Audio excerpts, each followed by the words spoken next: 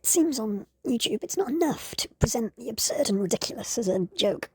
You must explain the punchline or the twist at the start of the video to ensure that you're not made, in YouTube's eyes, to be the absurd and ridiculous thing that you're poking fun at.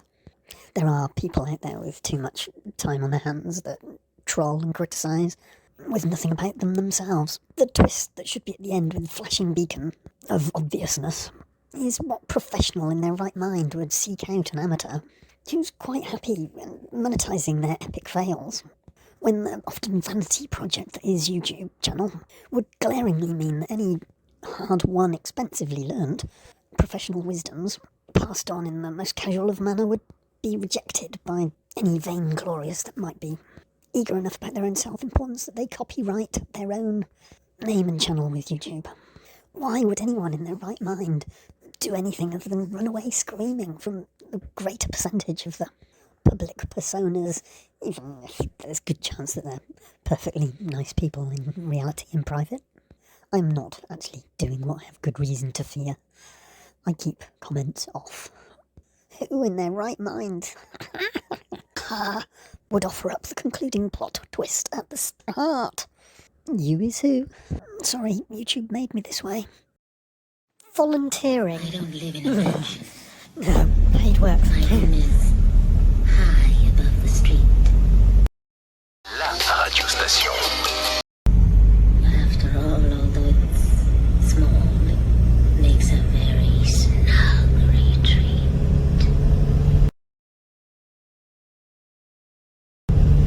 Every yard of the gable about a little lamps like twinkling eyes, so I can see quite easily.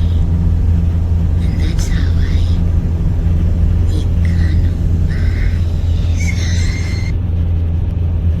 I know someone that's been watching a YouTuber recently. The chancer seems like a nice chap, but the screen gets told, no, you don't do it like that, you do it like this. But obviously, that is potential inappropriate comment to YouTube. Trigger happy TV, as they call it. But this friendly neighbourhood gardener is flying high now. He's got a new, much bigger project. And I really do feel needed, but you feel the same way? Chaumont. I go past that all the time. I could call in and sign them out on a sequence of ranking and tease them with a bit of free professional experience. And keep them coming back for more. So I've arrived in Chaumont after a long drive. Must be somewhere around here. The actual tumble-down chateau that I've seen on YouTube looks a little bit like that Hotel de Ville. Like it's been crossed with that prefecture building. I'll keep going, perhaps it's just a bit out of town. I'll keep my eyes peeled. Is that it? Hidden behind all those trees that you can just see through because of the entasis as you're driving along? I've done it again, parallax, not entasis. Entasis is vertically looking up at columns. Disillusion. Well, the road's snaking around now, so I'm probably still in the same sort of local area. I'm going up. It's getting snowier with a bit more altitude. Wheels are spinning. These transporters are built like tanks, but my hero Chatelaine has got a transporter as well. We might have something in common there to chat about. I'll change over to my winter tyres. With these windscreen wipers, my Chatelaine is. I think I'm going to have to put my snow chains on. My snow and roads get in common there to chat about. I'll change over to my winter tyres. With these windscreen wipers going all the time, I can't see all that much. I think I'm going to have to put my snow chains on. The snow on the road's getting deeper. Leaving the Bourgogne-Marne area. Not sure about that. Oh, there's another sign though. Park covered in snow. It says show Chamonix.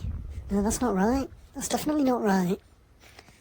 Park up for a minute and use the internet and see if that can guide me. No, it's not in the Loire Valley. No, then that's the one. Why is it showing us in the middle of the country? That's not where Chaumont is. This is really like Wally trying to find... No, Waldo. Where's Waldo? In reverse. Oh my days, as they say in some parts of the world. It's in Auvergne. I mean, I am in Auvergne, Rhone, Alps, I suppose, but complete other end of the quarter of the country of France. Awkward. Oh, I'm not going there. I thought we were going to be like local YouTube buddies. I'd be pleased to see me every now and again when I pop in on my way and stop and have a cup of builder's tea. No, sorry, it's not going to happen. Just not cute enough, I'm sorry.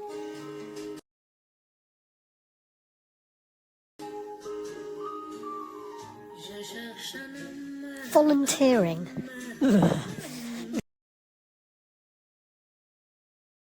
Paid work, thank you. The minimum wage has existed in Greater Europe for a while now, though I grew up before its time. I'll cut straight to the conclusion. An economy of full employment, full paid employment, is the answer to so many troubles, which does need a far-sighted government with public works schemes, rather than a Greek-style system of permanent administrators paid the most.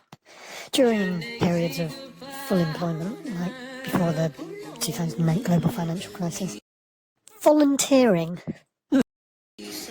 Volunteers were hard to come by. People were being plucked from colleges by employers and being sent to universities by employers. Paid work, thank you. Volunteering as a concept can too easily be...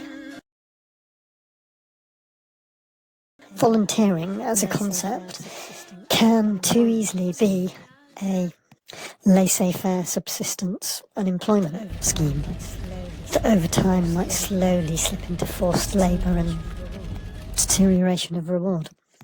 No, I'm not saying that your popular workaway and volunteer base, the people hosting have any such intention, and there's probably as much likelihood that the 6-week maximum stay that I think is recommended is more likely to be a permanent resident check rather than an automatic predestined sacking of even your free labour. I suppose it's good for the environment, but intermittent generations of people are subject to underemployment and much worse. Perhaps the type of volunteering that most of us are familiar with is like doing the extra over for the employer. You've got a paid job, but you do more. Like it's an efficiency thing, but I suppose you're keeping other people out of work. There's the benevolent Western charity volunteer that goes off to Africa and gets a bit of doing the extra over medical experience. They care for the local and give them unrealistic expectations, and incentivise migration and trafficking. There's like it's a begging risk. I suppose you're keeping other people out of work. There's the benevolent Western charity volunteer that goes off to Africa and gets a bit of medical experience. They care for the local and give them volunteering, realistic expectations, and incentivise migration and trafficking. Paid work, thank you. There's forced begging risk and exposure to all sorts, but using volunteers all the time does give attachment disorder in children. Workaway and volunteer base can have been accused of collective subconscious bias and racist selection of candidates. Accused of collective subconscious bias and racist selection of candidates. Promoting meaningless work and controlling behaviour by the paid. Controlling behaviour by the paid. at the same place, not just the authorities in the selection. The chatelaine, perhaps. I think I suffer from being too helpful. The blurred role boundaries, disengaged, too helpful can stop others from learning in a teaching context. You can get overwhelmed by people wanting your help, and the freedom of being able to leave someone in the lurch. Once your wellness is stoked. What are some of the disadvantages of volunteering?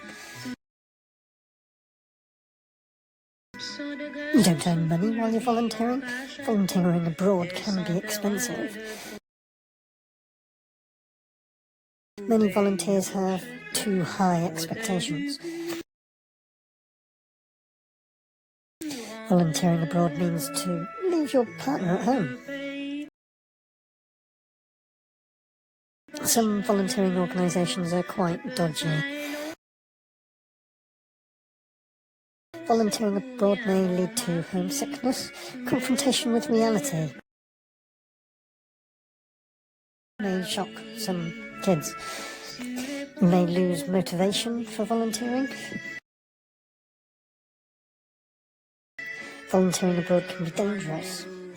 Also, volunteering can be real work.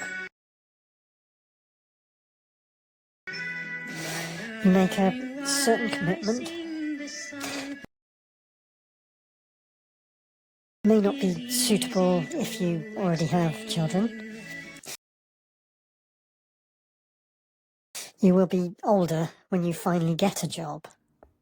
People may have trouble to go back to their normal lives. If it's an extreme scenario, there may be a post-traumatic stress disorder element that the requirements in the work world may shock volunteers afterwards.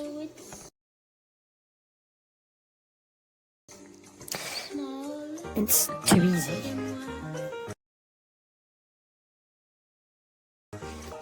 Dependence on volunteers is dangerous for the organisation. I'd say employ a bit more. And if they're there long enough, they take on rights. Intrinsically. But there are advantages to volunteering, of course. Many different areas of volunteering. You can learn a lot from volunteering. Volunteering can help you mature in character. A better impression regarding what you want to do with your life. You can make many new friends, which can be a primary motivator. You'll learn how to work in a group. Volunteering gives you the opportunity to join a strong network, or you're almost alone. It can look good on your curriculum vitae and your resume. You get a broader perspective on life, usually lower stress levels compared to a normal job.